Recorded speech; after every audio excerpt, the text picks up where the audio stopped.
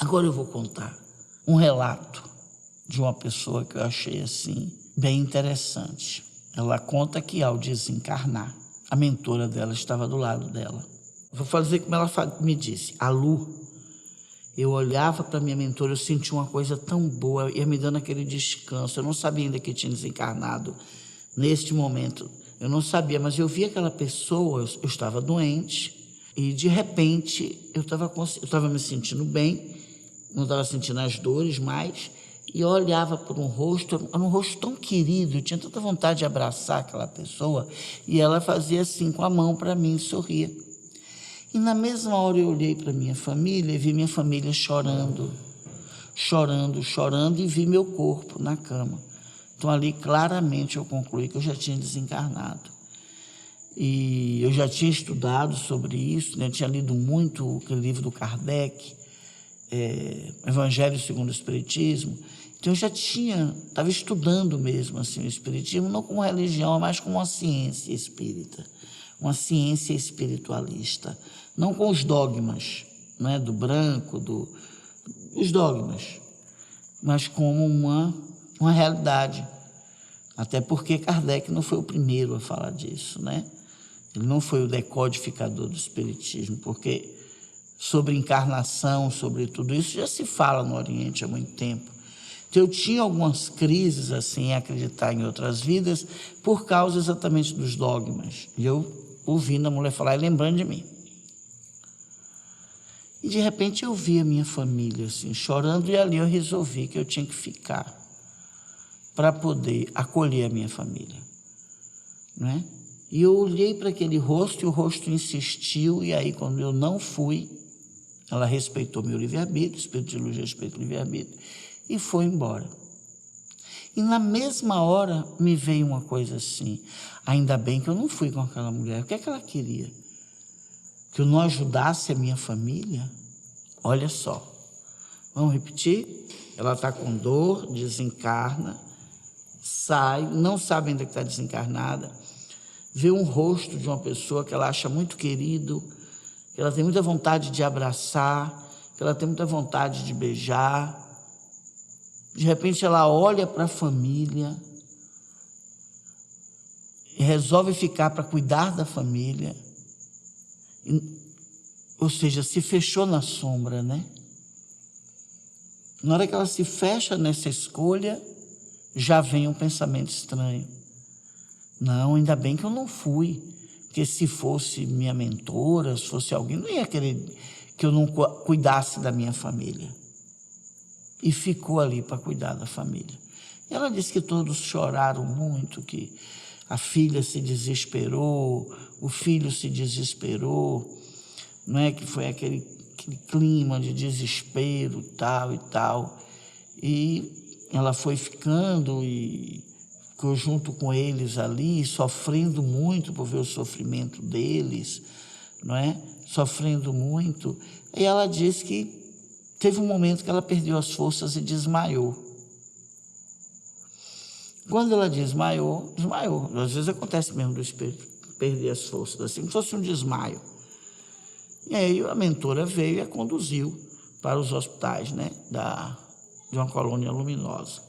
Ela disse que quando chegou lá, que ela acordou, que viu a moça do lado. Já fez, foi você que me sequestrou. Olha que história. E a mentora dela querendo explicar, ela não deixava ela falar, Lu, que coisa. Foi você que me sequestrou, você me fez passar mal para eu não acolher meus filhos, eu vou atrás de meus filhos. E, gente, nas colônias luminosas ninguém segura ninguém. Tenta-se, venha descansar, dê um tempo para você mesmo, venha se cuidar, é um convite. E aí a pessoa, não, ninguém amarra, ninguém segura, ninguém prende, ninguém obriga, não é? O livre-arbítrio é respeitado. Por quê? Porque é através do livre-arbítrio que o crescimento é verdadeiro. Se as pessoas amarram lá, ela ia ficar pior, cada vez pior, achando que estava num umbral, sem estar, achando que estava numa coisa muito ruim. Por isso que não adianta. A luz não pode agir como a treva age, senão a luz se transforma em treva. E ela disse que foi, de repente ela estava, não sabe como, entrou naquilo, chegou na casa da filha. E a filha estava falando no telefone com o irmão.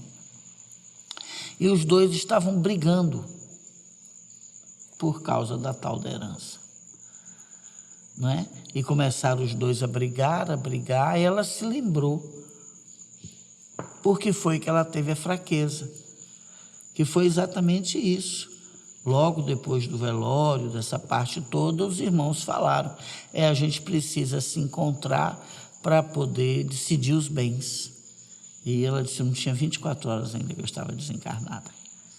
Aí nessa hora ela se lembra, passa muito mal de novo, vai para um umbral extremamente triste com os filhos, não é? Que eles estavam brigando lá por causa da questão da herança. Ela fica triste com os filhos e fica no umbral. E aí passa um tempo, a mentora dela vai atrás dela, né? Diz, olha, eu vim aqui te chamar para você continuar o tratamento que você estava fazendo, para você se fortalecer. E ela disse que ficou olhando para a mentora assim e começou a sentir vergonha. Eu disse, eu sei o que é isso, eu passei isso também. Eu sei de que vergonha você está falando. Eu senti tanta vergonha, tanta vergonha, tanta vergonha. E aí fui com ela sem conseguir dar uma palavra, não é? Sem conseguir dar uma palavra e revendo todos os meus passos, revendo que ela foi me buscar.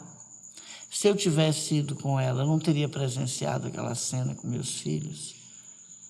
Até hoje eu estou me tratando porque eu sofri muito com as atitudes que um começou a tomar com o outro, ficaram inimigos, e eu estou me tratando disso ainda.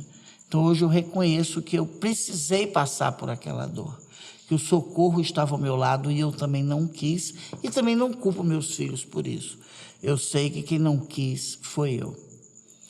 Não é? E me arrependi muito de não ter confiado primeiro em mim, ao reconhecer naquele rosto uma pessoa querida, uma pessoa amada.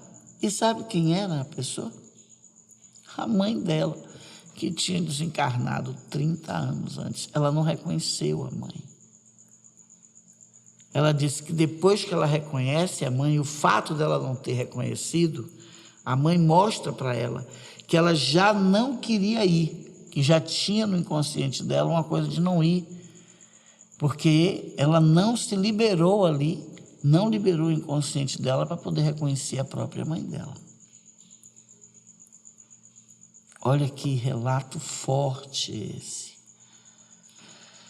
Olha que relato forte, olha que tipo de coisa pode acontecer se a gente entra na sombra. Eu me lembro também de uma frase que uma vez me veio, né? Se a gente não se conhece, não reconhece ninguém. A gente precisa se conhecer muito para poder reconhecer uma pessoa. E aí ela ficou com muita vergonha, mais ainda, da mãe por não ter reconhecido, e está se trabalhando.